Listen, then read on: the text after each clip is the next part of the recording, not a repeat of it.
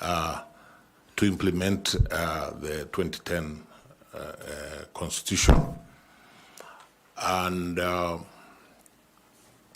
in that process, I feel that my passion for the Constitution of Kenya 2010, which passion had started in the campaign to get a new constitution, I feel that in those 5 years, my passion grew even higher. And that passion of that constitution, Mr. Chairman, members of the panel, continues to date.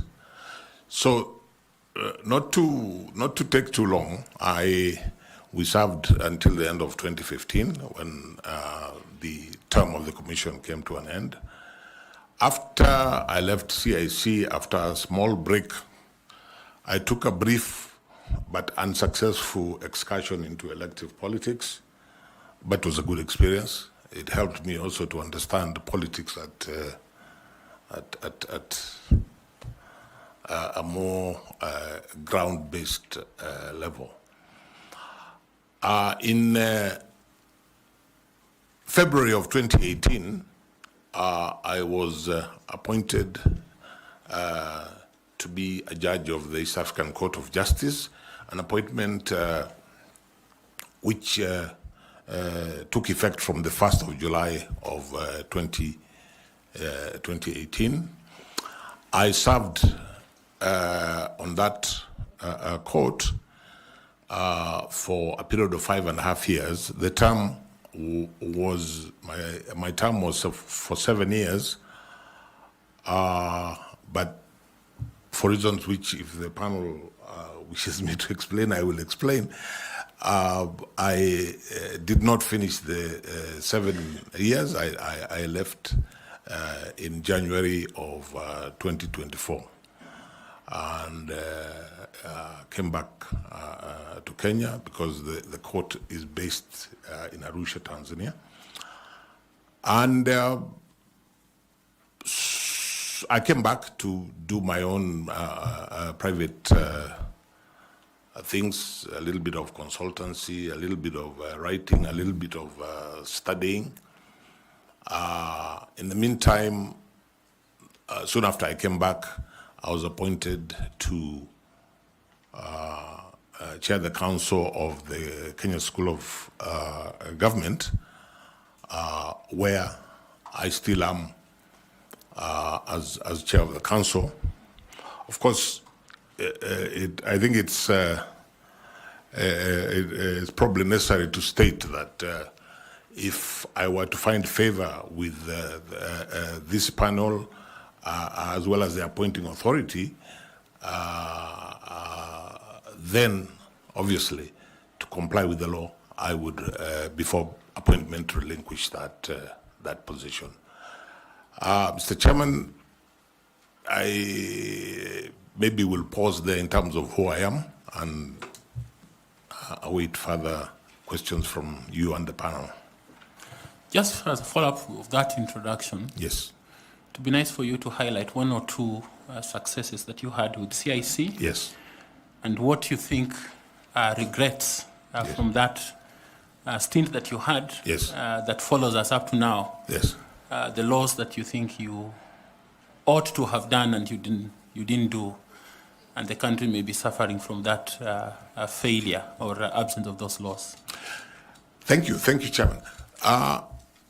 Most of the laws that the Constitution required to be enacted were actually enacted. We worked well with the Attorney General. We worked well with the Kenya Law Reform Commission and the various government departments where the laws originated from. So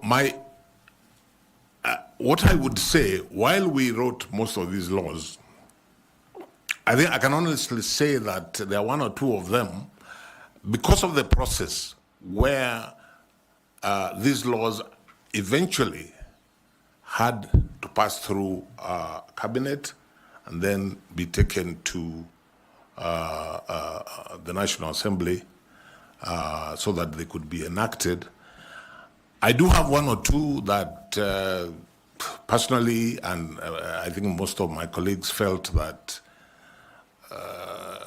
collectively, not just CIC, collectively, including those bodies that I have mentioned, we probably fell short of the mark. Examples, for example, the laws to implement Chapter 6 of the Constitution were, in our view, between leaving CIC and the time that they go to Parliament and were enacted in Parliament. In our view, CIC were quite significantly watered down. But then you see it's Parliament that had and still has the constitutional mandate to actually legislate. There are other laws we passed and which faced some resistance and indeed maybe even up to date, maybe because of a lack of will. The best example I can give, which actually touches on the delivery of Iebc's mandate, would be the campaign finance law, which, of course, initially Parliament suspended its effect. Eventually it was passed. There has been an issue with regulations to give effect to that.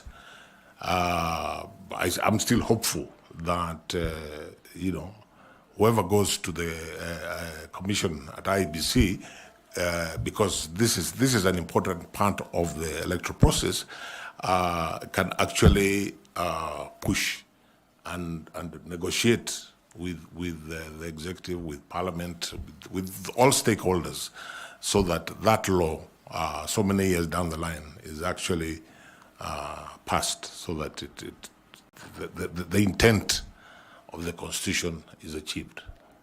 So we can blame you for that. Can we also blame you for 2/3 gender rule and referendum laws, their absence? You can probably ask my colleagues and I to share some blame on, say, like the referendum law. But Chairman and members of the panel, without running away, the laws were not initiated by CIC. The laws were initiated by the executive. So if a law was not initiated by the executive, there's very little that as CIC we could do. What I would more readily accept blame for, and I think it's just a question of benefit of hindsight, there are laws when we look back, including even the Elections Act, but that's just a question of hindsight is always 2020, and one of the unfortunate, regrettable things was that Parliament had the option to extend the life of the Commission, and we even, as commissioners at that time, offered to Parliament that, look, if there's an issue with the commissioners, us, we are ready to, because our term is coming to an end, but we think that you should do one of two things. Either extend the mandate of CIC, which the Constitution gives you the power to do, or if you don't want to extend the mandate of CIC, then identify another body and find a way of giving it a constitutional underpinning, and here we were probably looking at something like the Kenya Law Reform Commission, because it would have been important to have a body that continued to review the laws and look at anything that may have fallen through the process. And as I say, hindsight is always perfect vision. And if that had happened, I dare say that some of the laws now, not just around the elections, but generally, which have issues, those issues would have been probably addressed by now. Fair enough. My final question on the introduction is this is a very onerous position you're asking for. You resigned from a judicial position that does not have a similar pressure like this. Are we going to have our chairman resign before end of day? Chair and members of the panel, not at all. Allow me to explain in a couple of minutes why I resigned from the East African Court of Justice. The East African Court of Justice is established as the judicial organ of the East African community.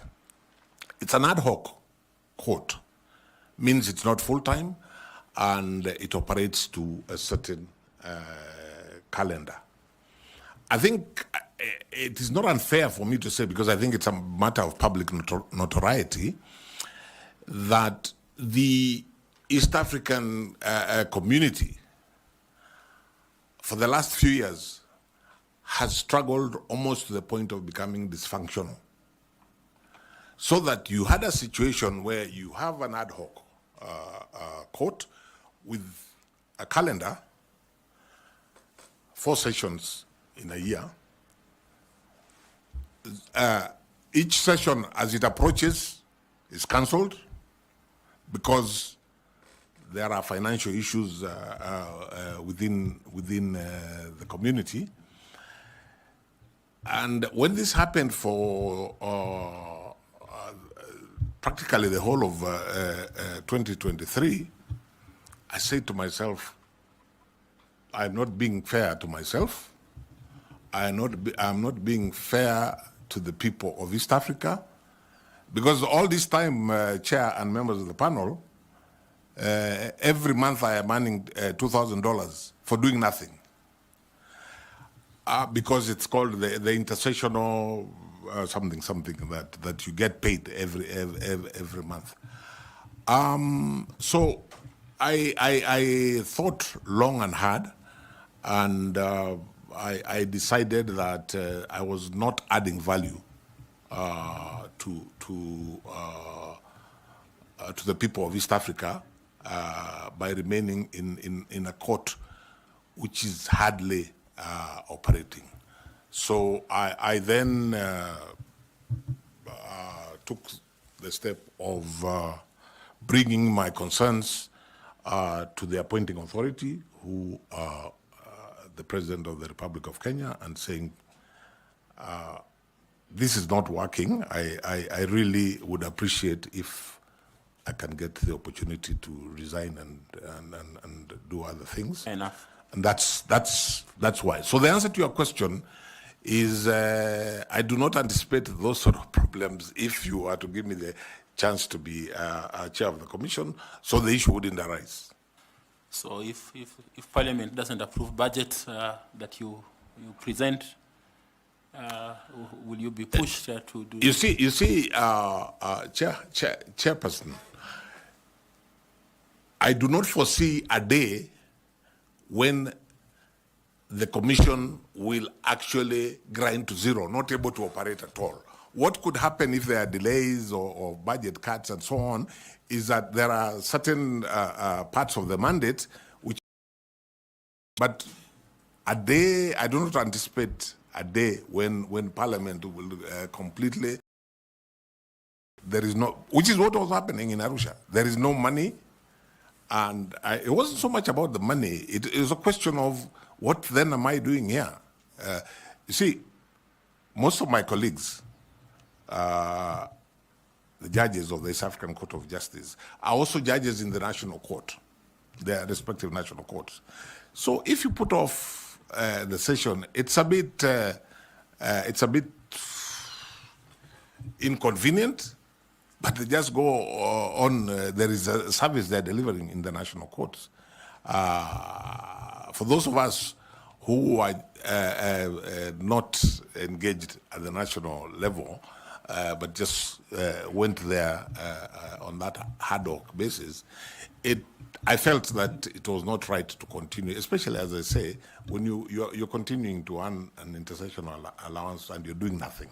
Thank you. Thank you. Thank you very much. Madam Linda, please. Kindly. Thank you very much, Chair. Honorable Justice Nyachae, the Iebc Commission constitutes of different professionals from different backgrounds, your background being the legal field. But the Act itself envisages a composition of a commission that has very diverse skills and disciplines. And save for law, which is your professional background, what other skills and disciplines do you bring into this commission as a chairperson? Thank you. I think I would answer that at two levels. In terms of skills and disciplines, my formal qualification is law. I have taken it upon myself and developed over a period of time. I have developed an interest in governance, and actually I am a student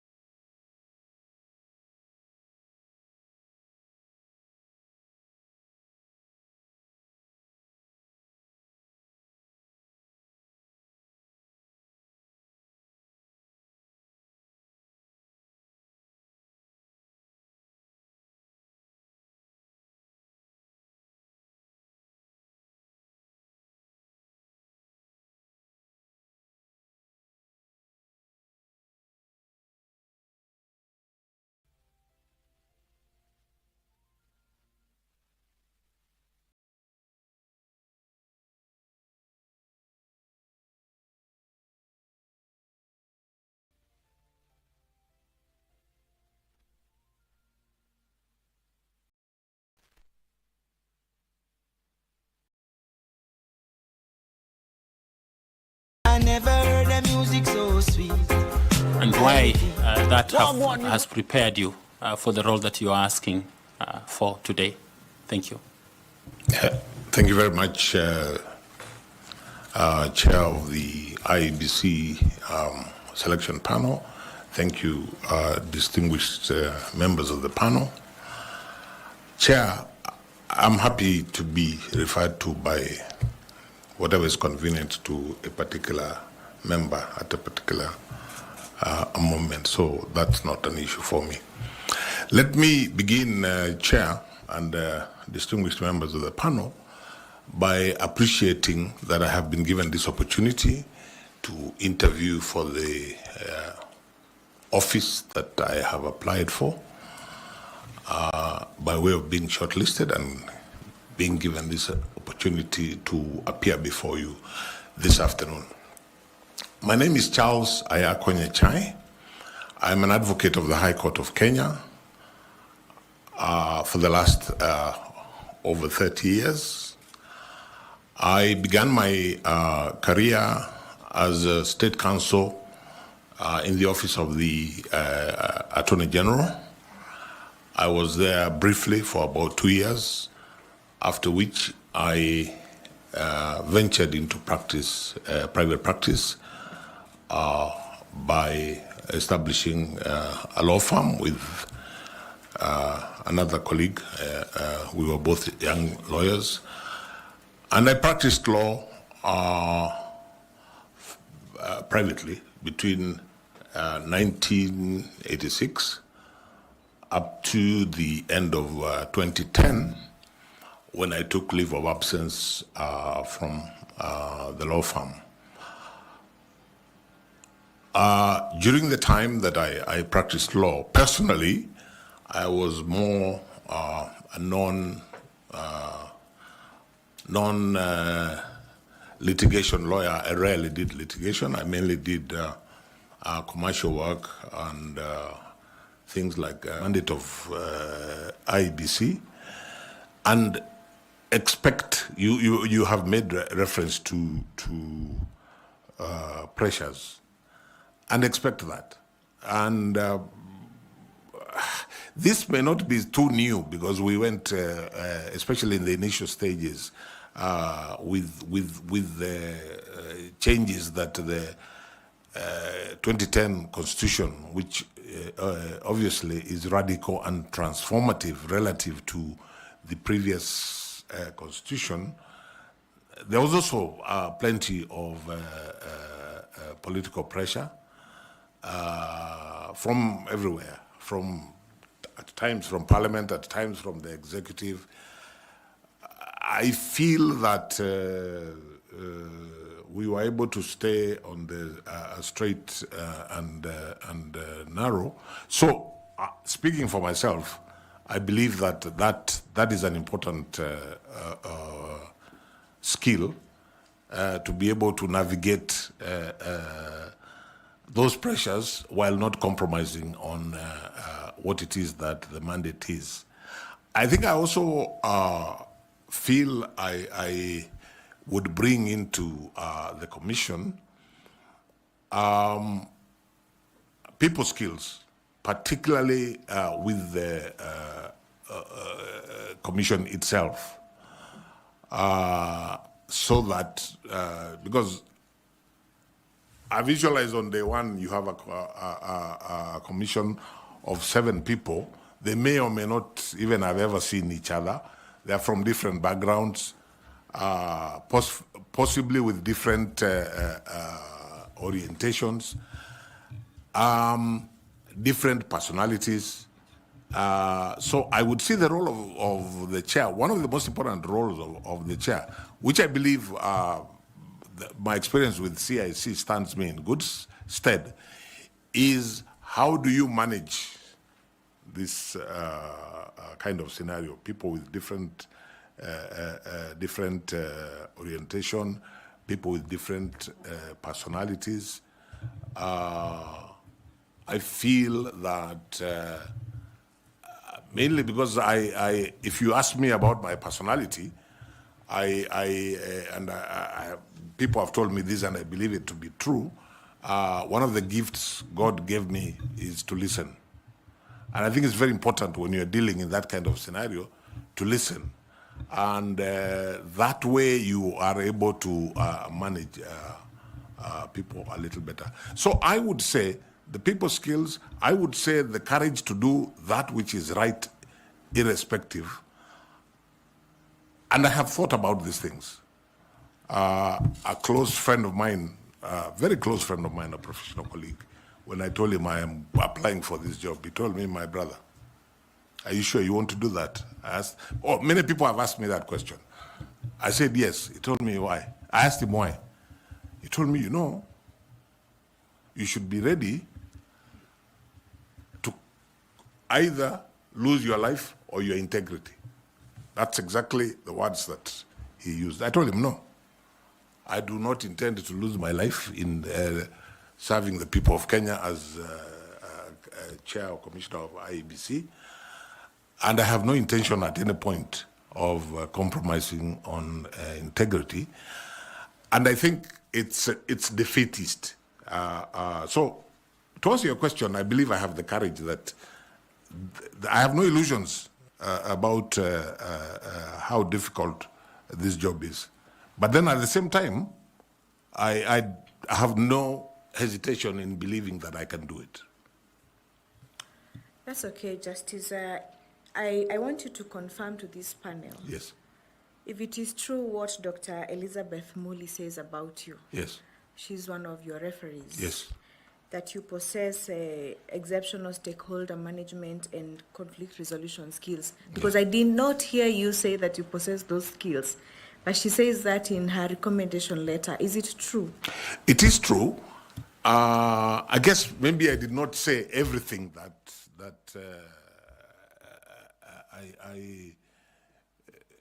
I would, or maybe I did not put it the way that Dr. Muli has put it in that reference, because we dealt, as I said earlier, we dealt with diverse stakeholders and people who had different interests, and one of the common denominators was that most were resistant to change. But we managed. I mean, when we were dealing with some institutions that were fairly rigid traditionally, but we felt that the Constitution required certain changes in the law that manages those institutions. We had long negotiations, and these are not people you can just talk down to. You have to convince them, persuade them, and by and large, we succeeded. But let me say this. Dr. Muli is overly kind to me, because the truth of the matter is we were able to do that because we worked together as a team. I wouldn't say that happened because, and only because Charles Nyachae had those skills. It happened because we had a team which could work together, which could share how to manage, whether it is conflict or different ideas from stakeholders that we are dealing with. We were able to do that together as a team. I think that's fine. Thank you very much. Thank you very much. Chairman. Thank you. I will invite Karo Kituku to engage you with some questions. Thank you very much, Chairman. Mr. Nyachae, you'll allow me to ask like 3 questions or 2 questions. The Constitution at Article 86 contemplates the use of a voting method that is accurate, verifiable, simple, transparent, and accountable. In the 2013 elections, 2017 and 2022, the Iebc deployed technology. In your view, does the technology that the Iebc deployed meet this constitutional threshold or requirements? Was it verifiable? And you can use examples to explain your answer. Okay, I would say that this has happened incrementally. And the real 2013 years, but I think the real technology was 2017. My understanding of why the first election in 2017 was annulled was on the question of verifiability. Because the Supreme Court took the view that the technology that was used, and in particular, the uploading of results from the polling station to the National Tallying Center, and now I'm talking about the presidential election, because that's really where the problems that Iebc has been having about elections. That has been the main, the presidential election, and the Supreme Court was quite clear that we cannot verify this which the presiding officer basically was sending a text, their own text. And that's why the Supreme Court required the uploading and the actual transmitting of what is known as Form 34A. That's basically, apart from a few other, maybe, that's, in my understanding, what actually killed that first election. And that being the case, I would say that, and I think the Supreme Court also took the view that 2022 was a significant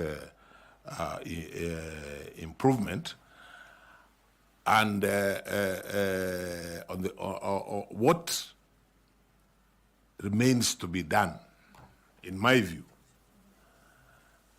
has more to do not so much with the fact that the election may not be verifiable, but it has more to do with the ordinary Kenyan remaining persuaded that it is verifiable. If you read my application, my letter of application, I used the phrase that where IEBC wants and needs to be is where IEBC, like Caesar's wife, must be above suspicion. Because as long as what is being done leaves any question marks in the electorate, in the people of Kenya, then IEBC has fallen short. I think IEBC, and to this extent, I agree with the Supreme Court. They did, relative to the previous two elections, I think they did a relatively good job. There are, of course, things that the Supreme Court pointed out which could be done better. But all said and done, the elephant in the room is that question of what is it that needs to be done, especially with the use of technology, so that the Kenyan voter, the electorate, the Wanjiko, the Mora, the Amina, actually is persuaded that yes, even if we lost this, we are not quarreling with the electoral management body. The reasons lie elsewhere. Okay. So just following up on what you're saying, that the technology that the IBC has deployed over the various electoral cycles has been progressive. So apart from the KIMS kit, which is the technology that IBC basically deploys, what other areas can the technology be deployed to enhance the elections management in Kenya? Again, you'll allow me to go. Sorry, you'll allow me to go back to the fundamental question, what I've called the elephant in the room, so that we are looking at the trust deficit that exists between the people of Kenya and the whole system, including IEBC. How do we narrow and possibly even do away with that? So my answer to that question is even around the KIMS kit. If I was, or tomorrow I find myself in the boardroom of IEBC with commissioners, I would be saying, what is it that the technology we have, what is it that can additionally be done so that the people of Kenya actually feel that they have no reservations? IBC, I believe there's an ongoing discussion between IBC and, of course, like the National Treasury and those who provide money about whether or not the technology, especially the KIMS kits, whether they're obsolete. IBC takes a position, I believe, that they are now obsolete. So that's an issue that needs to be resolved. I am aware that one of the things because currently, what the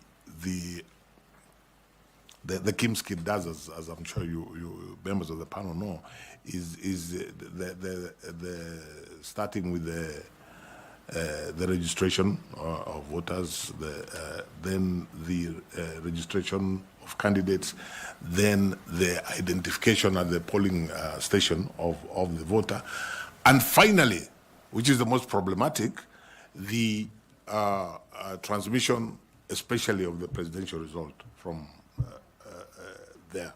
So, and in the process of answering the question, I would want to ask if I'm in the commission and just sat there, I would want to find out from the technology people, for example, how can technology carry the voter with IEBC from the time they vote up to the time results are announced. For example, the issue of technology keeping the voters, if I vote, for example, if I normally vote at a polling station called Kisi Primary School. When I vote there and leave the station, if at the close of the voting, I got a message that tells me in your polling station, X number of people voted. This is when they have done the counting. These are the results. The ones that are being announced, pinned to the door, and transmitted, and then physically taken. If that was done, I venture, and technology helped the voter to get that. I venture to suggest that a Kenyan who was so minded could actually do the arithmetic themselves. So by the time IEBC is announcing the result, they are able to, if they are so minded, to do that arithmetic, whether through their political parties or not. So I think what I would be asking, not being a technology person myself, my question will still remain what I would be asking the technology people. What is it additional that we can do the voter to feel that there's nothing going on wrong, there's nothing they've missed? Yeah. My last question.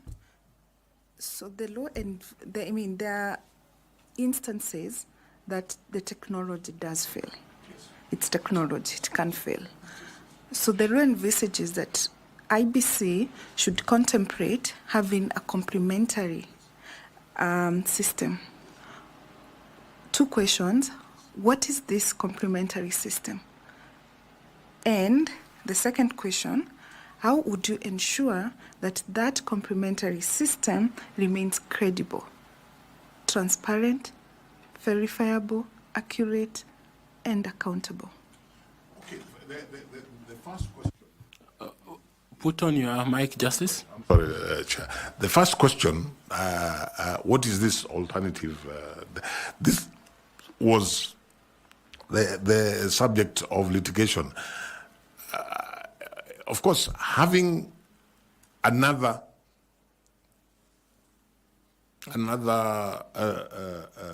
technologically based complementary system may not be such a bright idea because they could both fail. So the complementary system that IEBC is using really now is the physical getting the information. This is at the polling station, getting the information physically from the register, but that it's complementary. But, and this now is to answer your second question, it may not be ideal because you go back to the reason that we went to technology in the first place. So, as at now, me, who is not a technology person, I have not yet engaged with an understanding of what a complementary system that does not rely on the register would do.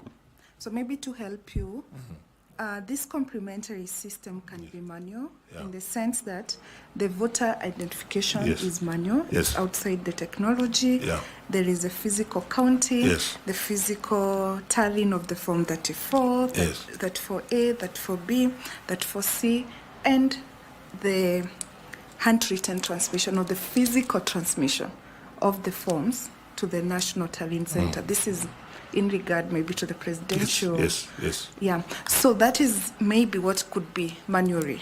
So we are asking, given now those steps that are being taken manually without the help of technology, if you become successful and you are the chairperson of the IBC, how would you ensure that those processes meet the constitutional threshold that is established in Article 86 in regard to the system being verifiable, accurate, accountable, transparent? Let me say this. I think it would be, in the absence of technology, it becomes more difficult to ensure that it is verifiable. So I think one then would be looking at how do you safeguard, for example, the journey, the physical journey that that Form 34A takes to become 34B and then eventually get to the National Tallying Center. And I also think that participants, not to run away from the responsibility of IEBC to deliver an election that is verifiable, credible, and transparent. The players in the political parties, the candidates, I think need to play a bigger role in terms of protecting that process, and that requires, I think, engagement between IEBC and the stakeholders in coming up with an alternative system, which, as I hear you, would be entirely devoid of technology, which of course means that we are going back to where we started. Okay. Thank you, Chair. Thank you very much. We are almost halfway through, so be concise in your responses. I want to invite Dr. Koki to ask some questions. Thank you very much, Chair. Mr. Justice Nyachae, you mentioned that you have been in the democratization movement in Kenya, and indeed it is true we have worked together. My question is, one of the issues that has really concerned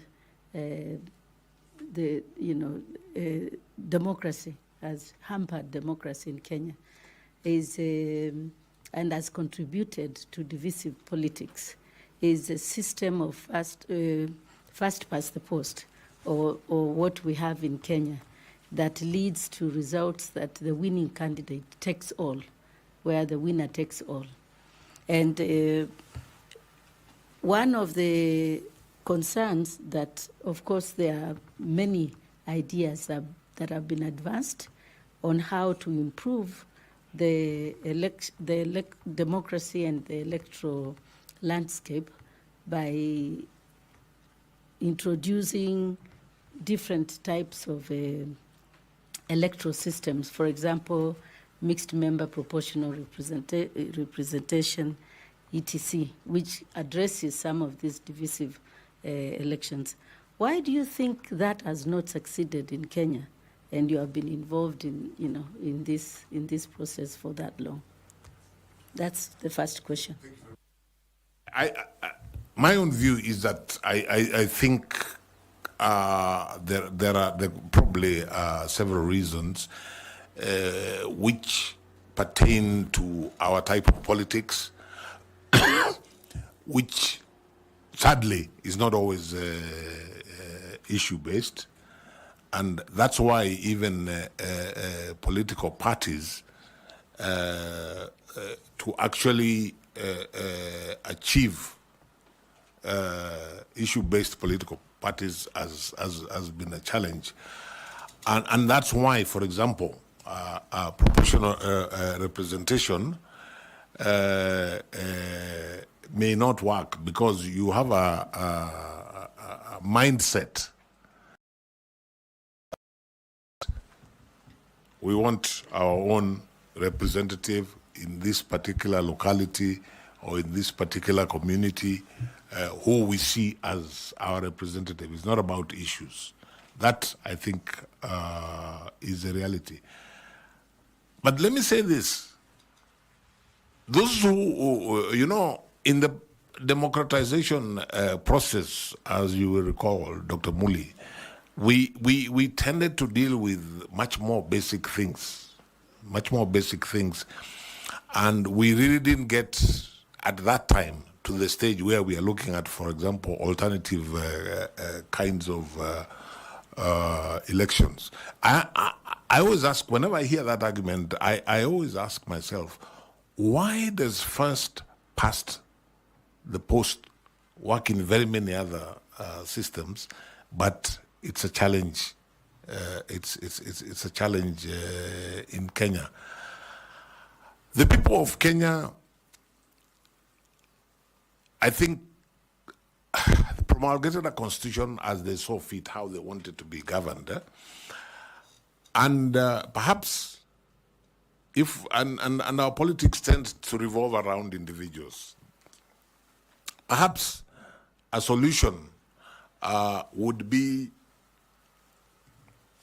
to have a system where, yes, first past the post, for example, if you're talking about a presidential election, but then you have individuals who have huge followings, and when they lose an election, whichever way they lose an election, their followers just feel, then we are done for. If our person did not get it, then we are done for. So to me, not being pessimistic, but I wouldn't start with trying to change the system so that we have, say, proportional representation, which I personally favor. I would begin it from the pragmatic perspective of, is there a way that we can ensure that participants in an election at the end of that process are not feeling excluded from the body politic?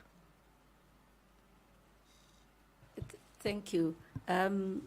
Justice Nyachae, perhaps you can share with the panel some ideas on how we can address this issue in Kenya, this perennial problem of divisive politics, and when at the end of election results where they are not being accepted, and after elections we have those members, you're saying the followers of the losing candidate, the the first runners-up has a lot of votes that have just gone to waste. Yes. How do we address that so that we can make Kenyans appreciate and accept the results of the elections? I think the first thing I would say, Dr. Muli, is that what we were discussing a minute ago, where we want to get to a situation where the people of Kenya have faith in the system, and to the extent that they are more likely to accept the result. I don't want to speak too much, the chair warned me, but let me just give a quick example. I'm not a great football fan, chair, but in 2014, by God's grace, I got an opportunity to go and watch the World Cup final in Rio, in Brazil. Thousands of people in that stadium, and everybody with very strong views in terms of who they are supporting. At the end of the match, you just had two reactions. Those who won were jubilant. Those who lost left there feeling dejected. But what you didn't have is a scenario of those who lost saying, no, there was something not right here. Of course, there are things like, I forget what they call it, where nowadays there's technology assists to follow some of those things. But the important thing is, how do you, in answer to Dr. Muli's question, how do we get to a situation, and that's the first part, a situation where people have faith in that system. So if they lose, they're just dejected, but they don't cry foul. The second team, the second side of it, I think if we accept as a people that we have this problem that is perennial, where we have difficulties in accepting the results and so on, because of what the consequences are. Because the consequences is that a leader and his or her people feel, oh, if once we are lost, then we are done. We have nothing out of it. Is perhaps to relook at the structure of government so that in the body politic, those who have not won at all levels to be able to form government feel that they're still participating in the body politics. Those are the two suggestions that I would make. Thank you very much, Justice Nyachae. Thank you very much, Chair. Thank you very much. I presume that in Brazil there was confidence in the referee. Chair, there must have been, because I didn't see anybody shouting referee Akwende or things like those. I just saw people jubilating in that particular match. Germany won. I saw people, those supporting Germany jubilating. The other side, Argentina lost, the crying. But it's just the way you accept that we lost. But nobody challenged the system of how the result was arrived at. That's my point, Chair. Okay, then we will ask you further questions, since you will be the referee if you get this job. Thank you, Chair, and thank you again, Justice Nyachae. You are the chair of CIC, which I'm looking at the Constitution here. You are to monitor, facilitate, and oversee the development of legislation and administration procedures required to implement this Constitution. Now, I believe you were part of the Chapter 15, the operationalization of the Chapter 15 commissions, for which CIC was one of them, and particularly IEBC is one of the Chapter 15 commissions. However, in the recent past, in 2014, there was the Senate actually raised concern with regard to conflicts between the Commission or within the Commission. And I think this one was specifically to National Gender and Equality Commission. Equally, in 2015, there was an issue at Ethics and Anti-Corruption Commission, which is also a Chapter 15 commission. And even it went to court. There were investigations that were done. At some point, they were nullified on the basis that there were no commissioners at EACC. We've seen what has been happening at IEBC.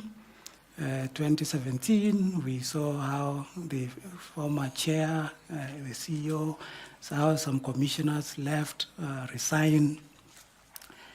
And coming home to the IPC Act, I was just looking at it, and we've had 10 amendments up to last year.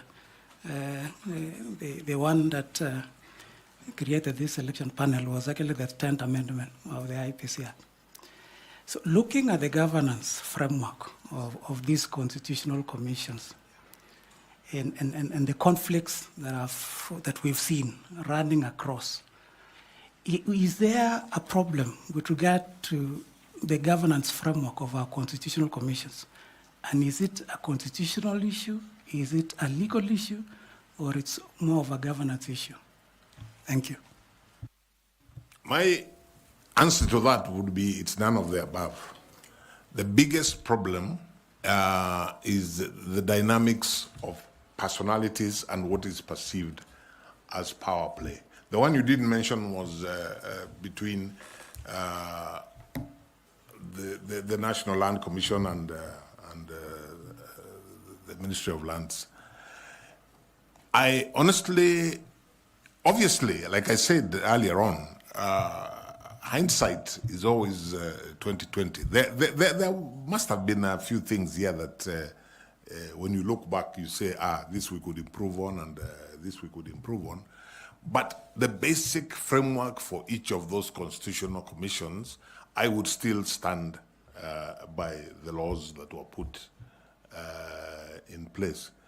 The problem, if we are to be honest with ourselves, is personalities, the dynamics of power play, resistance to change.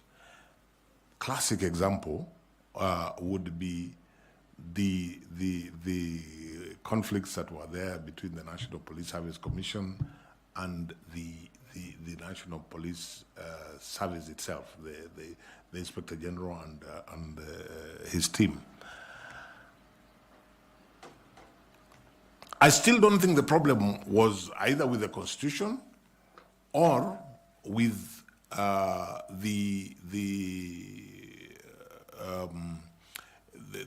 either with the Constitution or the laws made to implement the Constitution.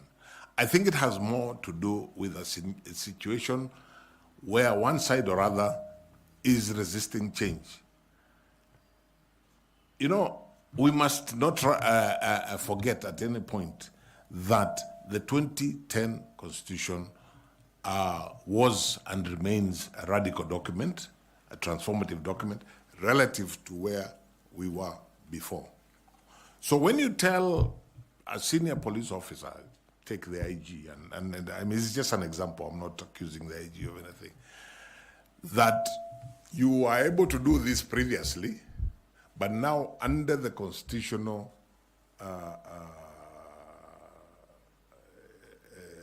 dispensation that we now have, this can only be done this way, or this can be done by another body like the Commission.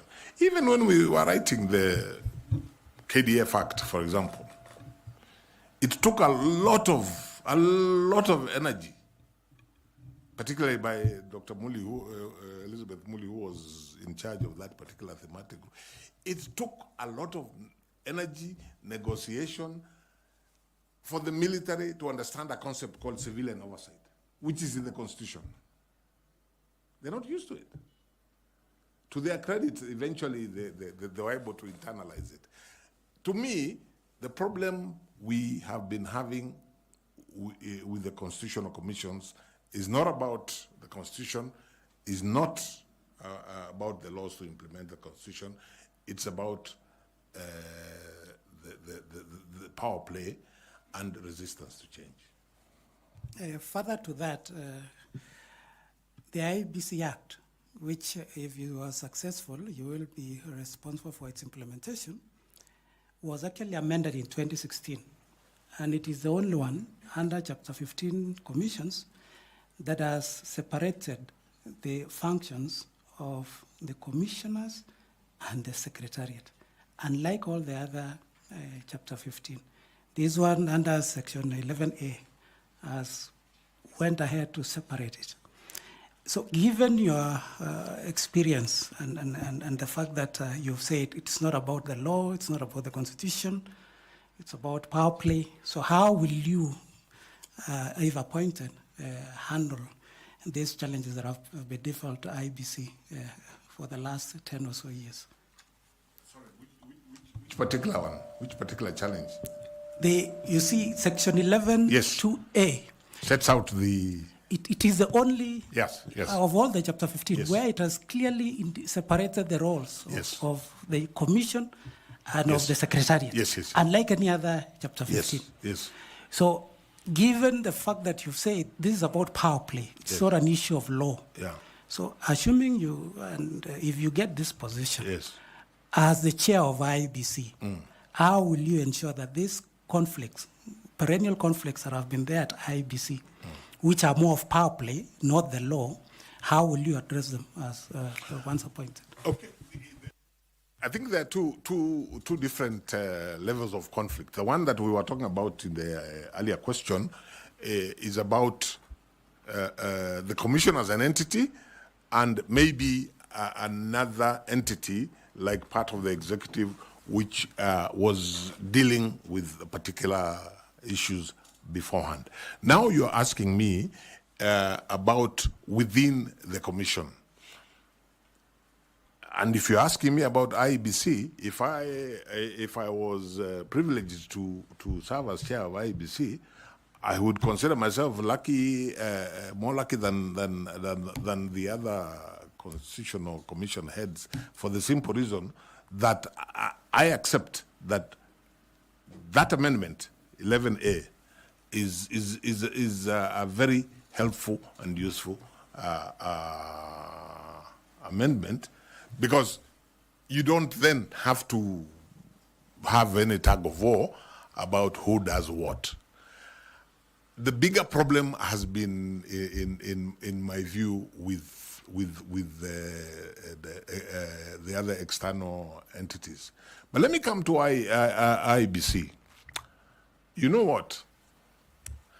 Honestly, I think the solution to IEBC, 11A is very good. It helps. But 11A will not solve the problem if the mindset of the respective players, like the commissioners and the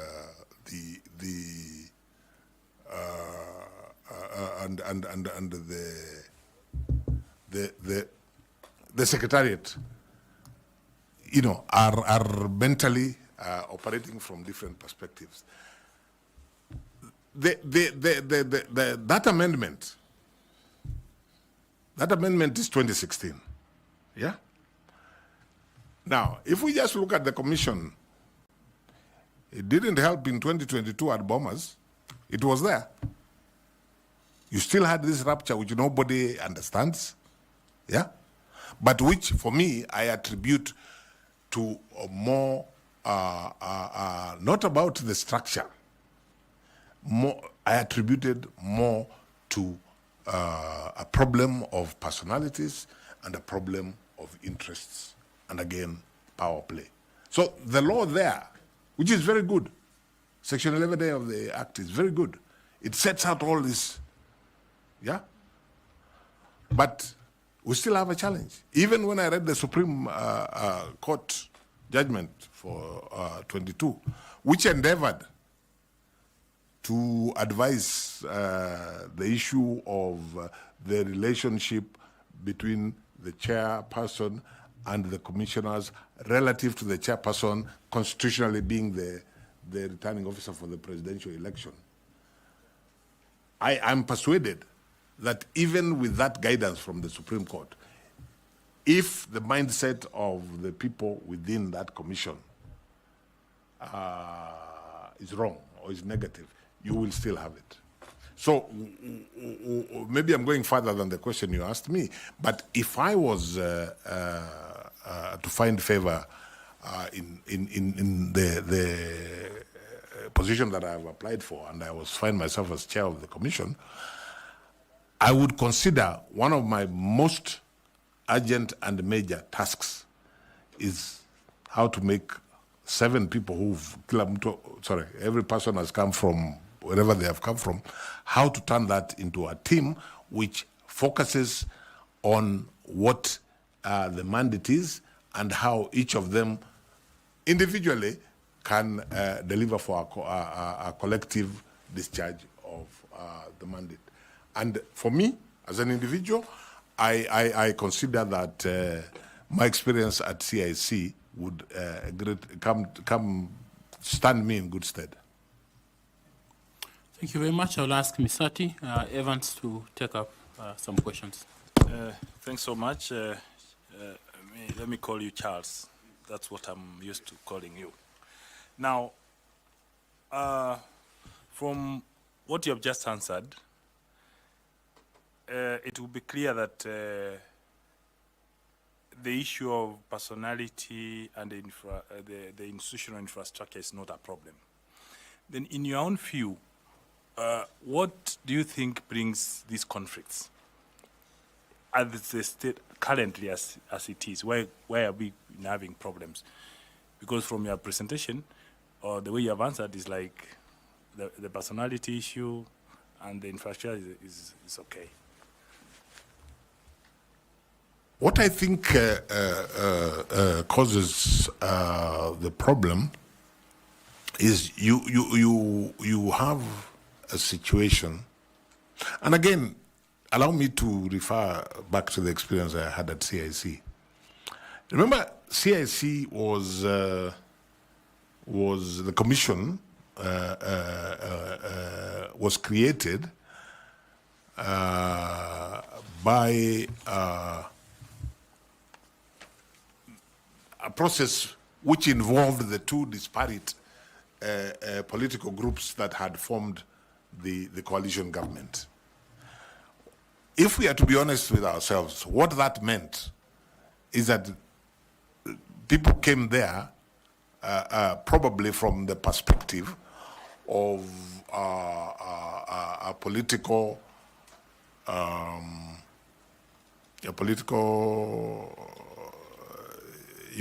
I have come here by virtue of political coalition X, and I have come here by virtue of political coalition Y. So, from the onset, there was potential for distrust. There was potential for suspicion. So, I think there was a need, and I think we succeeded, for the commission to do what needed to do, whether it is bonding, whether it is spending time together, whether it is reassuring each other, whether it is trying to understand each other, whatever it is, so that when we had disagreements in the boardroom, and there were many, there were disagreements arising from issues that different members had different perspectives. And that way, at least for me as chair, it made my life easier. There are many times we fought very hard in the boardroom, but we arrived at a decision because of that goodwill. And then when we walked out of the boardroom, we presented a position that we all accepted. The challenge, therefore, is how do you overcome, and they're quite natural, the prejudices people have, the suspicions that people come with, And possibly people will have different, I hope not, different agenda. But those are the challenges that have to be overcome so that the commission, you don't have the kind of rupture that you had at Bomas in 2022. Thanks. As a follow-up question to that, the work of the Secretariat being more of operational, but you realize that the Commission is the one which owns up the results of the operations. How will you ensure that you own whatever activities, whatever mission, and whatever activities they do, that you are in charge and you own it? And then the last question, do you think the issue of procurement has any bearing towards the conflicts that happens in IPC? And I can honestly say I am not sure, but I have had that said. That's my honest answer. That sometimes there are interests other than the delivery of the mandate. There's a school of thought, for example, that when you had a commission which came in when other commissioners had been there, perhaps there was a feeling that when we were not here, what happened that we missed out on. I think that is the honest truth, but I don't know. Honestly, I can. But having, sorry, what was the other than procurement?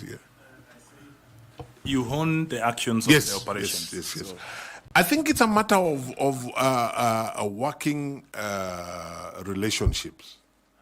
And I go back to the whole question of what happened at Bomas in 2022, and we can't run away from it.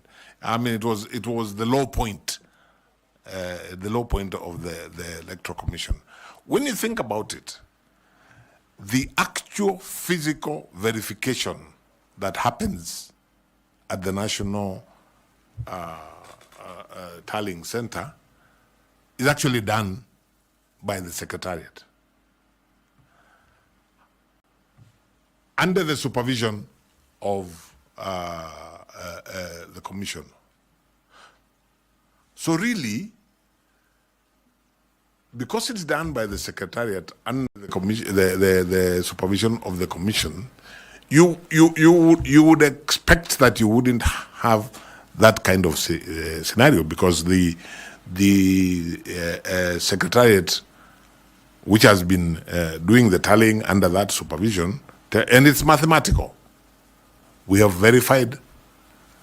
It may be laborious. It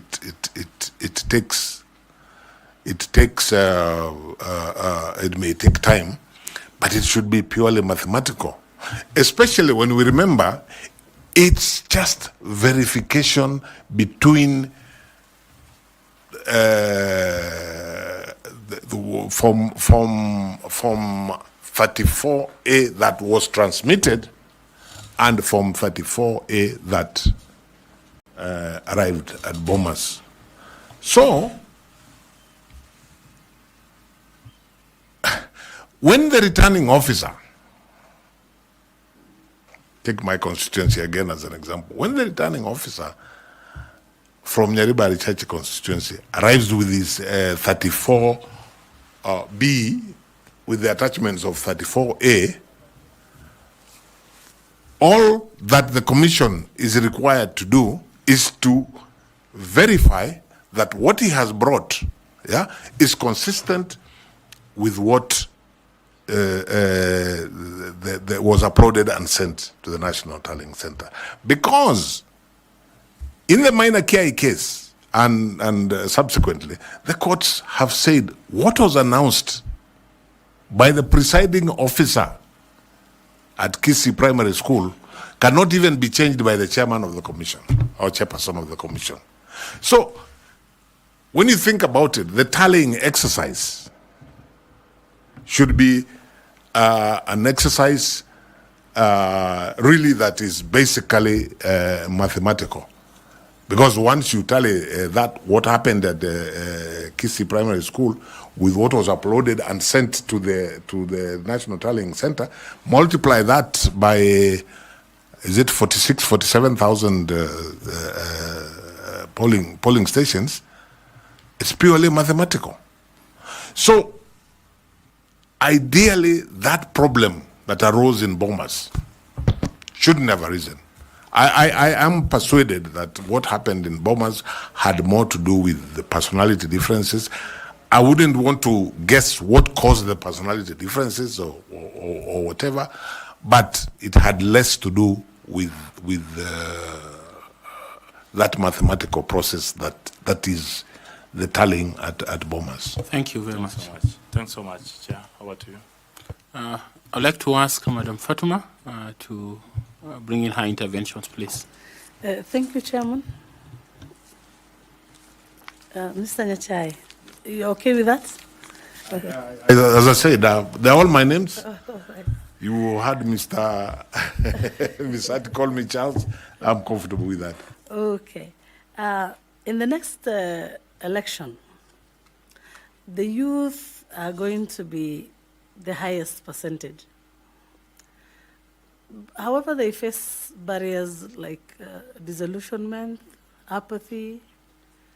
So if you become chair, how would you meaningfully engage them in the electoral processes so that they're able to take care of their political and civil rights? I think that the answer to that is at several levels. At the most intimate level, of course, if the commission is in place and, for example, starts continuous registration of voters, the chances are that the 500,000 or so people who are going to be employed to do that are going to be young people. That's at one level where they will feel engaged. But in terms of the process itself, because Iebc is required to deliver on a credible election, and that is reflected in both its vision and its mission. Then, if you take the cycle, the electoral cycle, the young people will want to be part of the process right from the stage of registration of them now being forget about them working for Iebc to register voters, but them now making it easy for them to register. This requires voter education, because in the process of voter education, all stakeholders, including Iebc, must dispel from the notion, from young people and Kenyans generally, the notion that the election is about other people, not about them. And I think the commission, through voter education, can go a long way in making them feel part of the process. It is not the commission's responsibility, for example, to deal with identity cards, but the commission, as an entity that deals with elections, if I was chair, I would be talking to the executive about how we can help young people to be to have IDs. And there are many challenges. There are many challenges. Some of them on day one, whoever goes to that commission, and they're going to involve young people. Take the by-elections, for example, that are pending. If you take a constituency like Banisa, I think 2 years they have not had representation. In those 2 years, there must be a lot of young people who have come of age, maybe have IDs, and they want to vote. The law requires that you stop registration of voters. Is it 60 days? 60 days before the date of the by-election. So, in where there is an urgency in having that by-election, these young people are going to feel disenfranchised. That's just one example. Now, at a national level, there is an obligation on all stakeholders to ensure, right from them being enabled to get identity cards, which, as I say, is not part of IEBC's mandate, so they get identity cards. IEBC must facilitate them to register as voters. And very importantly, in terms of civic education, and voter education, and the wider civic education anyway, which as a country maybe we haven't done very well, there is a need for all of us to work together to ensure that the youth in this country feel that they matter. That is stakeholder engagement.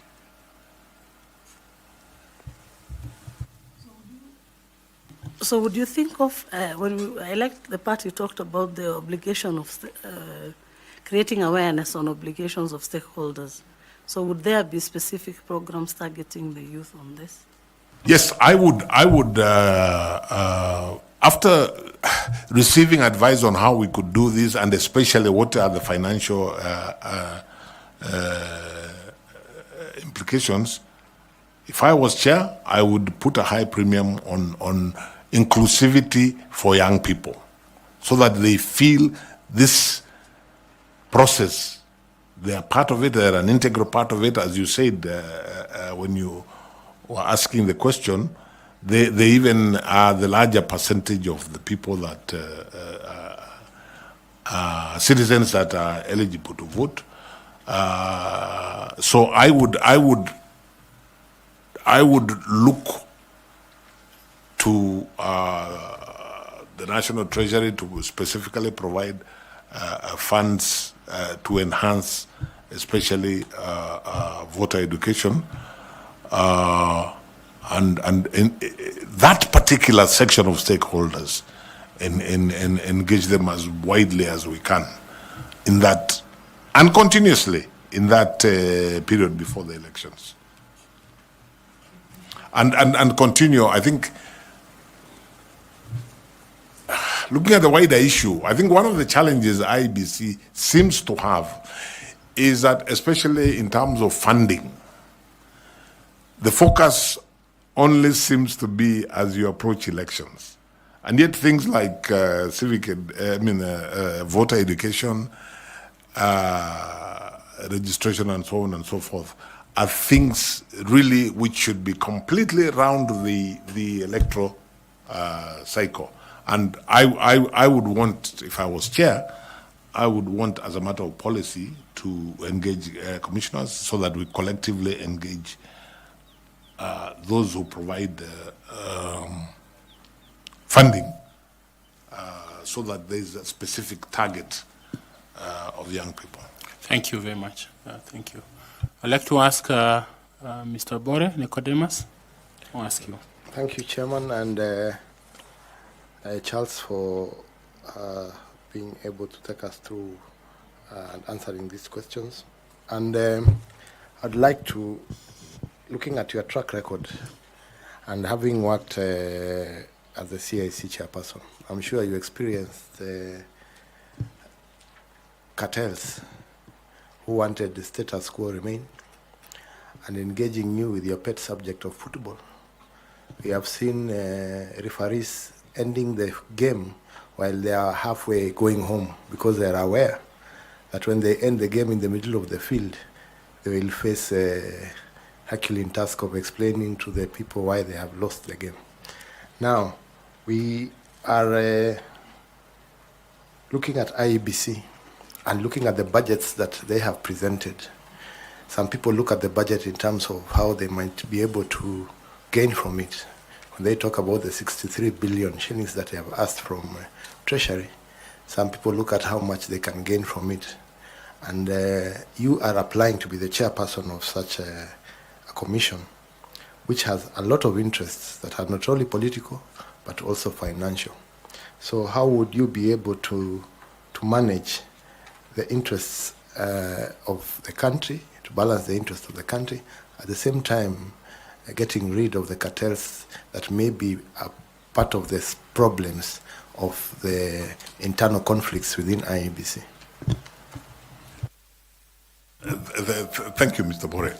Let me say, first of all, at CIC, this is not a problem that I experienced. I never, at any level, maybe because there wasn't the kind of budget that is at IBC. So that I never encountered any cartel in relation to the problems we encountered at CIC had more to do with political resistance to change. That was and it was at all levels, whether you're talking of parliament, whether you're talking of the executive. But at CIC, I did not experience that at all. I can visualize, with the kind of budget that IBC has, I can visualize how that would be a challenge. I would see my job, if I got to be chair, my job and that of the commission, we are required to provide policy, to oversight the Secretariat as they implement that policy, and to ensure, ethical practice within the commission.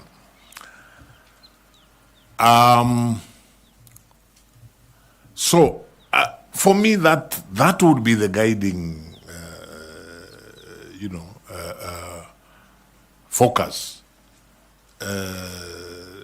That everything be done in accordance with the policy that has been adopted. Everything be done ethically, and the commission to ensure that they discharge the mandate of oversighting.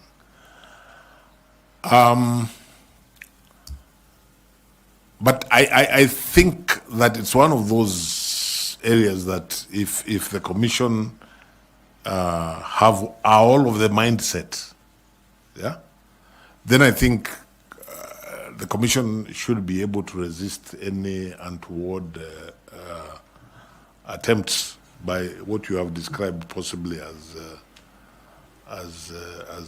cartels.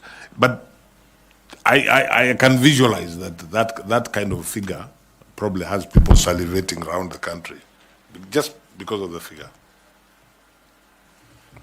As a follow-up question, what kind of legacy do you hope to leave behind in terms of ethics and trust and constitutional governance in Kenya if you are given the chance to become the chair of IEBC? Thank you, sir.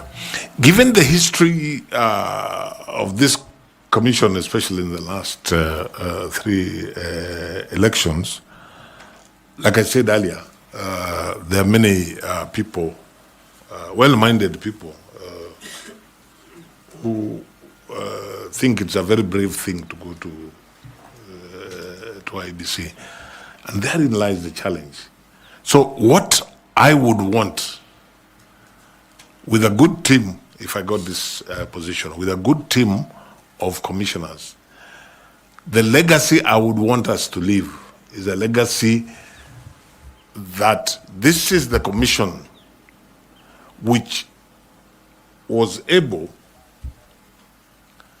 because as I said earlier, the biggest challenge we have as far as IEBC and the people of Kenya is concerned, is this a huge trust deficit.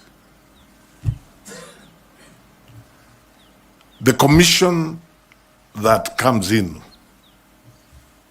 after you've done your work will conduct, because of the 6 years, will conduct one election. So they have one bullet.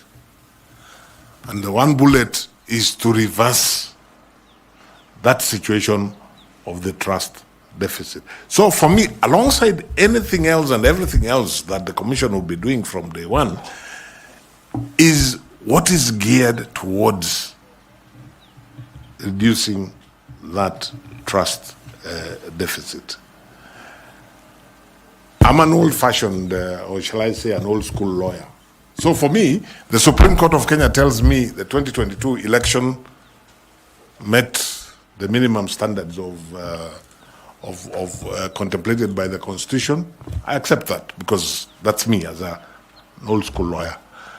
But that's not good enough for the people of Kenya. Beyond what the Supreme Court said, the people of Kenya themselves must feel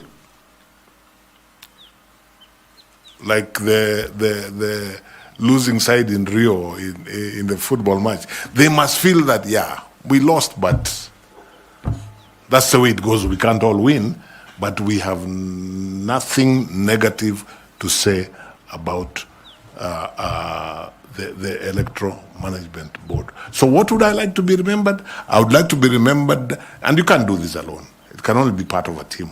I would like to be remembered as part of a team, and if I was given the opportunity to serve as chair, I would like to be remembered as the chair who was able to completely reduce the gap of the trust deficit between the people of Kenya and the electoral management body in election issues. That's how I'd like to be remembered. Thank you, Chair. Thank you very much. We'll ask Professor Adams, please, Professor Law. Thank you, Chair. You've had all the salutations you asked for. Mr. Justice, Charles, Nyachae. But my colleagues have not called you by the name which I'm sure you are given traditionally. So I'll address you as Ayako. Thank you, sir. Very good name. Very good name, I believe so. I've heard you. I've looked at your CV. And your big ticket to shoe in into this position of Chair IEBC, if I hear you correctly, is your experience in CIC. Because other than the introduction, IED, you packed it. You are chair there. ICJ, you packed it. It has just been CIC, and I see where you are coming from. And that's where my first question comes in. Another consistent parallel to your CIC experience has been the liner, resistance to change. And at the end, when Bore was questioning you, you said both the executive and parliament. If I may ask, why does Ayako now feel that when it becomes chair of IEBC, that resistance will disappear and he and his team will lower the trust deficit? What will happen that hasn't been there in this resistance to change?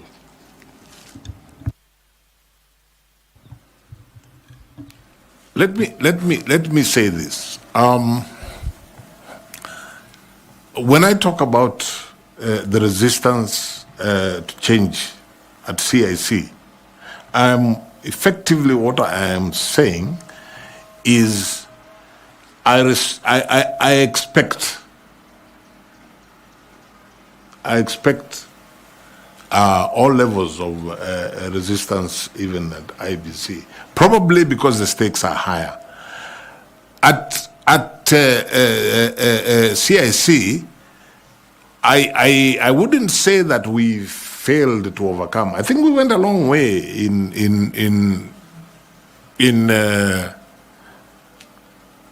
for lack of a better word, in plowing through that resistance. We didn't always succeed. And that's why I gave some examples of what I consider to, especially in terms of legislation, like the Ethics and Integrity Act. I felt we tried, but it was viciously, for lack of a better word, watered down. But we live to fight another day, and you know, even at IBC, one expects resistance. It's not that I expect that you'll walk into IBC and everybody will clap for you and say, this is what we want to do. But what I'm saying, Prof, if the focus is on reducing, if not completely obliterating that trust deficit, and you start from day one, then you're not even looking at just you as individuals. You're looking, how can technology help us to do this? How can we improve the policies? Can we address, for example, the question, I don't know if it was Dr. Muli or somebody who asked about the complementary system. With the focus on trying. It's not something that I am naive enough to think that can be achieved overnight. But I was answering the question from Mr. Bore, what would I like to be remembered as? That's why I keep saying, even if it's not completely obliterated, because that may not be easy, if it is reduced, as opposed to getting worse, then I will feel I am happy to be remembered that way. Thank you very much. My other question is that, again, I believe that for IEBC, most of the time, for Kenyans, it is which side of the political divide are you in?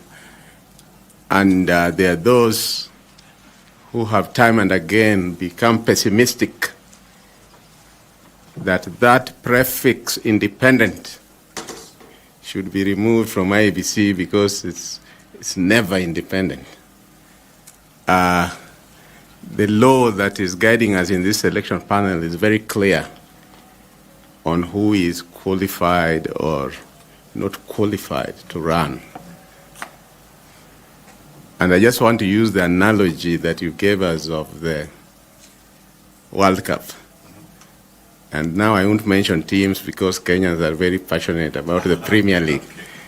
But there are usually some referees that you'll just see trending that they are favoring one side.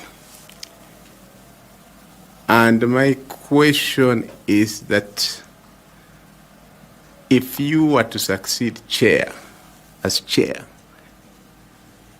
what's your understanding of independence and impartiality, given that you and other chairs before have been politically affiliated? It's not a secret. As you walk in and wear in a football match the black or whatever color, and you have that firimbi, and you have the yellow card and the red card, what changes when you walk in there as now the referee of the game? Associate with that, because I won't want to ask another question separately, that we know that sometime, I can't remember which year, but 4 commissioners out of the blue resigned. and really put the country in a quagmire over quorum issues and so on. And you, in your own statement, which the chair has followed, has told us that you did quit the ESCJ. In fact, you went ahead to say you were earning $2,000 for a job you felt you are not doing. I don't want to ask that, have you been replaced and is that new person earning money for no reason? I don't want to go there.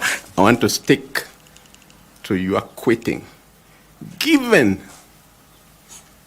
that those 4 commissioners quit and put the country in the tenterhooks of what finally happened, Kenyans watching will be asking, Charles Nyachae did quit once. Will he quit again? Especially in this high-pressure job. What assurance do you give them that that will not happen?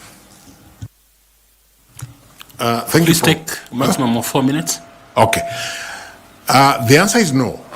I will not quit because I do not anticipate a situation at IEBC that the job for which I have been recruited, if I become chair, that I simply don't have anything to do, and therefore there's no point in me going to the office. I don't anticipate that. I have endeavored to explain what happened in the ESCJ. At IBC, the one thing that will not make me quit is any kind of pressure. Because this is something I have given thought to. I mean, I am not applying for this job thinking it's going to be a bed of roses. So pressure will not be the reason that I will quit. And because I do not see a scenario where I have no work to do, I will not quit, because that work could be actually, if it's a question, for example, of trying to get resources to do A, B, C, D, that in itself is significant work to do. So the question of quitting, if I got the position, doesn't arise. Now, you made reference to political affiliations. I think your average Kenyan, at some point, probably has some kind of political affiliation. My mind is very clear that notwithstanding any political affiliation I may have had at any point in my public life, if I got this opportunity and I accepted this job, I will only be guided by the Constitution of Kenya, the laws, and of course, if I get the opportunity, I will be taking an office, an oath of office. So I am able to look the people of Kenya in the eye collectively and tell them that in that situation, I would have every intention of living by that oath of office. Daktari, and allow me to say this just as an example. The way the IBC Act is designed, several of the honorable members around the table come here by virtue of political parties. But as I sit here as a candidate, I don't have the slightest doubt that every member in this panel is going to do their job impartially and focus on what they believe is the best result. I have no qualms whatsoever. I cannot say that so-and-so maybe at some point was a member of this party, that and the other. And I think we have the capacity to rise above that at different times. And I can look the people of Kenya in the eye and say, yes, I would be able to do the job impartially. So you are a real footballer. You have returned the ball into his court. But I want to ask you, Prof, to shoot your 2 high school questions. The chairman has asked me to shoot my high school question. You are in EACJ, which means you are in the body organogram of the East African community. The EAC Treaty envisages 4 stages. How many are already in place, and which ones are in place and which ones are not yet in place? If you are to ask, different people have different thinking on this, but if you are to ask me, I would say that what is in place, to a certain extent, not fully, is basically the common market. That's actually the one that I would be comfortable to say is in place. The others, I would have reservations to say that they're in place. Yeah. My second question that Chair calls high school question is that the Electoral Commission of Kenya has promulgated at the Lancaster negotiation for the Independence Constitution, ran the 1963 election, then amendments to the Constitution literally buried it until the return of multipartism, when ECK was again reenacted into the Constitution. Which body, which office ran the elections from 1969 to 1988? There was an office called the Supervisor of Elections. In practice, the elections were run by the then provincial administration. I think basically that's the answer I would give. Yeah. Thank you, Chair. Thank you. Mr. Tanui? Mine is a quick one. Justice retired Chairman Emeritus, if I may use those terms. What would you tell Kenyans who are saying that you've served this country as a judge of the East African Court? You've also served Kenyans as chairperson of CIC, and now you should allow other Kenyans to serve as chair IEBC. What can you tell them? Yes, I would tell Kenyans, essentially I am not before this panel from the perspective of looking for a job, so that one can say, wachia wengine na wao wafanye kazi. Of course it's a job, but, and I reflected long and hard. And I imagine if I was looking for a job, I would probably still, even at my age, get a less dramatic job. The reason that I am offering myself is because, one, I remain passionate about the Constitution of Kenya 2010. I believe that the electoral process is really the backbone of the democratic architecture that the people of Kenya envisaged in that constitution. I believe that I have something to offer to the people of Kenya in this regard, arising from my training, arising from my experience, and arising to my passion about the constitution. I would not be as arrogant as to imagine that I'm the only one who can do this job. No, I'm just telling the panel and the appointing authority, I'm available. I believe I can do the job. I would be committed if I got the opportunity. So I'm not really, I would want to tell the people of Kenya that I'm not really trying to squeeze into a job which other people can do. Of course, there are many Kenyans who can do the job. But I'm just saying, I believe I can do the job and I am available. That's basically what I'm saying. Thank you, Chair. Thank you very much, Justice. We are required as a panel to receive memorandum from citizens of this country. Yes. And as such, put such a memoranda to you, and we have brought that to your attention. One by Bunge la Wananchi and a sworn affidavit by John Mark, and a few others that has been put to you.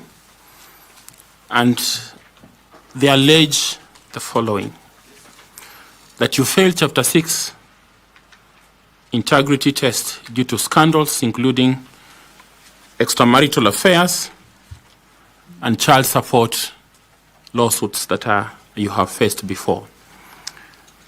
Number 2, financial impropriety.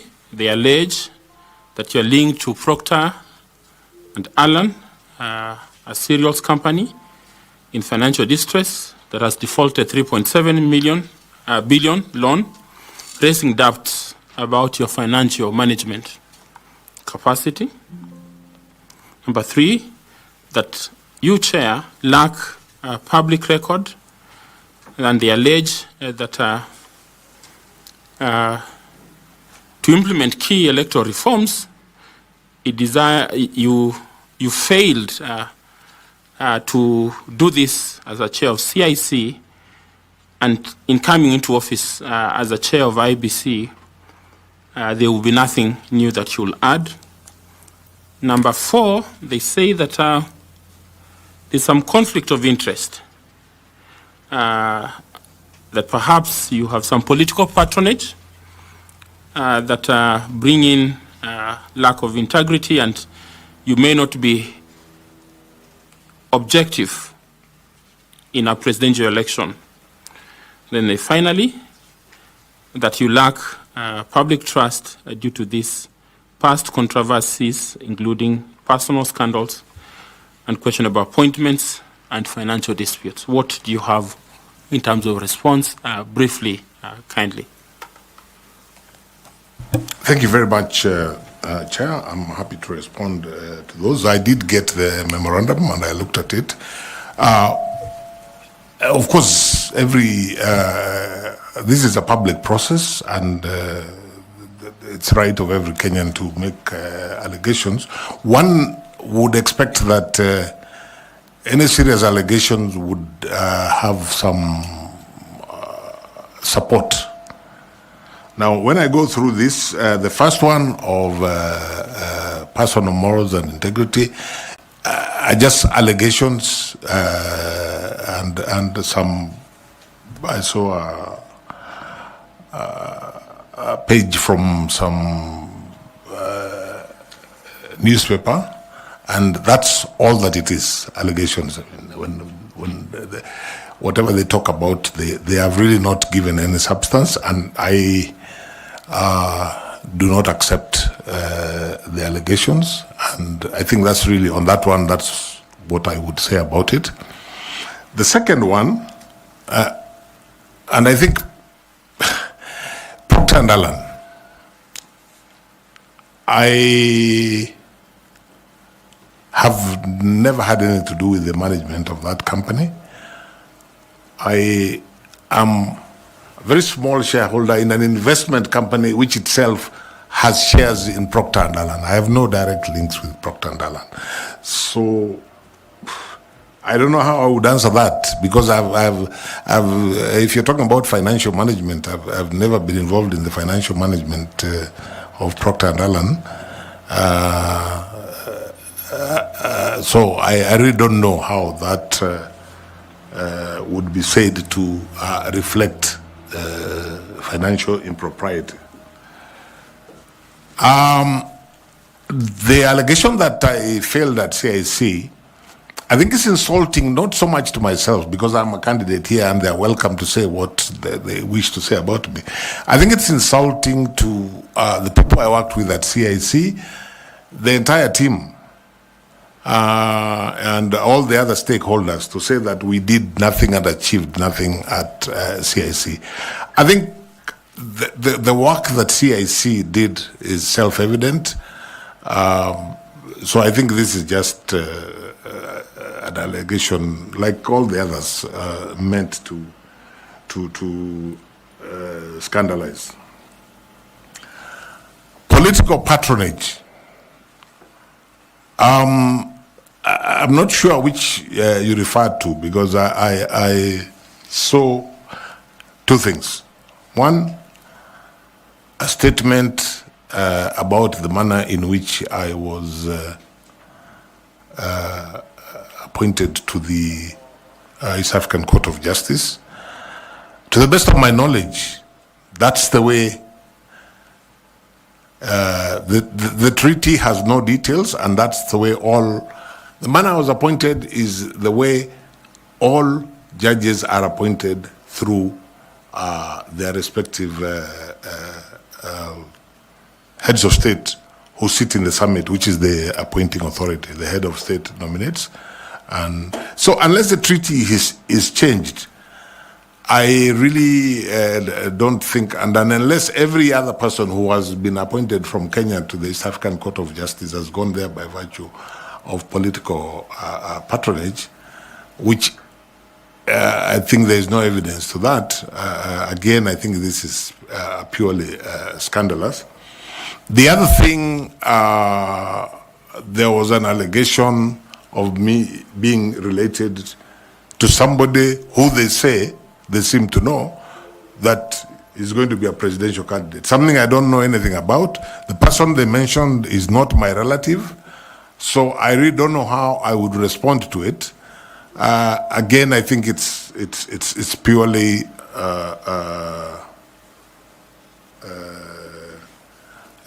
scandalous. I'm very clear in my mind that none of those allegations have any basis whatsoever. And really, Chair, unless members of the panel wish to ask me specific follow-up questions on that, which I will be happy to answer, I consider the entire memorandum as being motivated by ill will for reasons that I don't know, and not being supported by the truth. But if members have anything specific they wish to ask, I have no problem. Any knowledge of you being a state candidate? A state candidate for this job?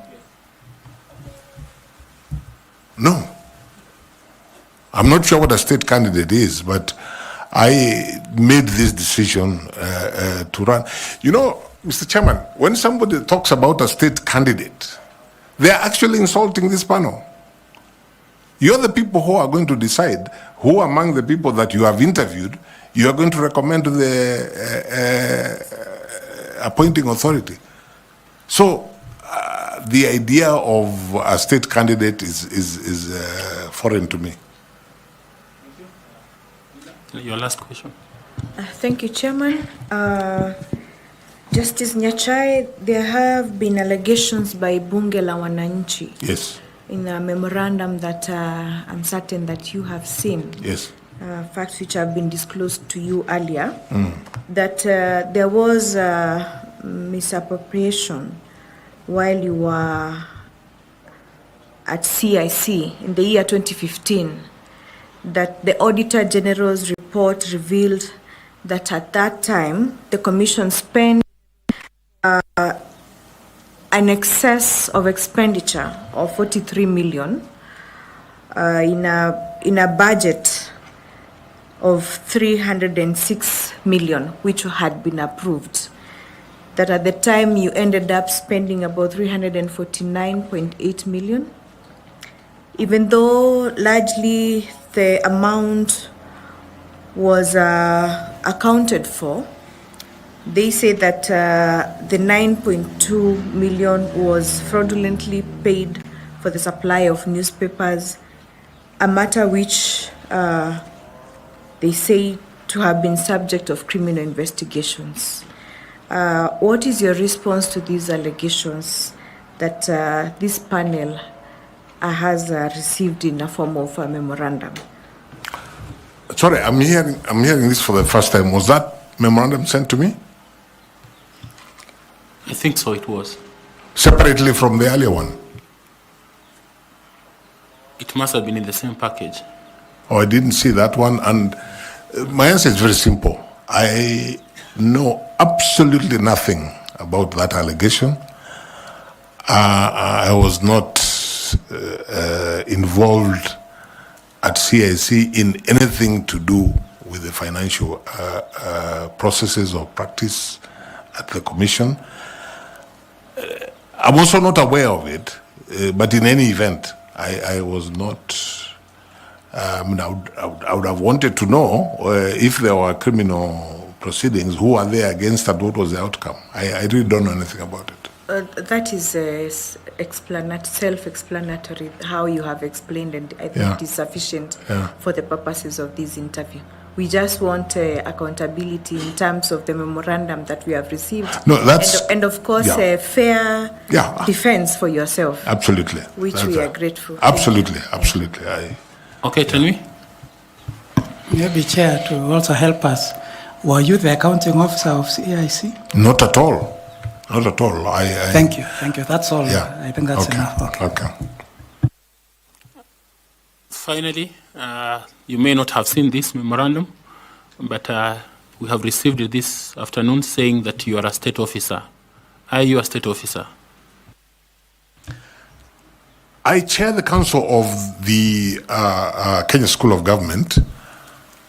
I'm not sure that that certainly makes me a public officer. I'm not sure it makes me a state officer.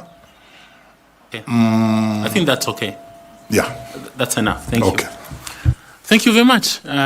It's taken us long. We have taken almost about 10 minutes above the time we should have taken with you. But thank you for indulging us into your life and your career. Do you have any question for us? Doesn't have to be a question, or I can make a comment. You can make a comment.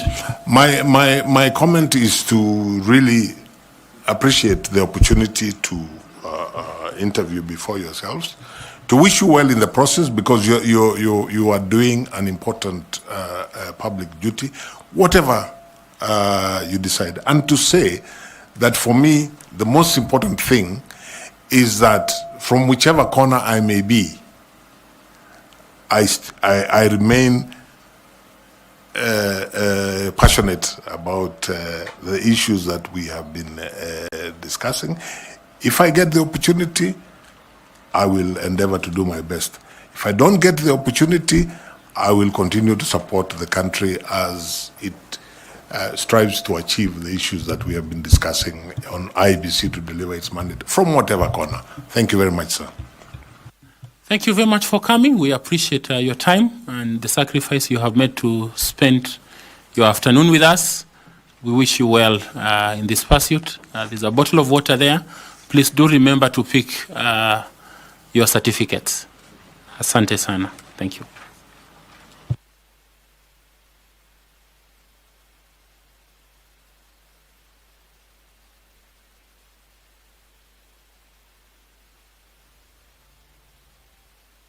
That's yours. It's okay.